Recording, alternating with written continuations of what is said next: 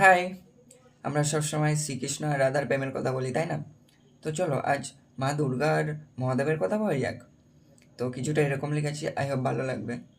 কি, চলো চলো কিছু এমন করি, তুমি পার্বতী আমি মহাদেব সাজি।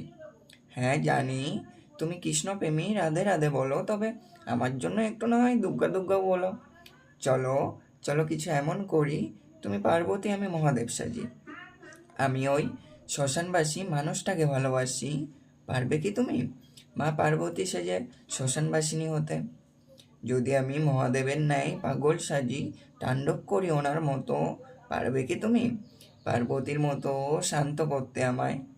চলো চলো কিছু এমন করি, তুমি পার্বতী আমি মহাদেব সাজি।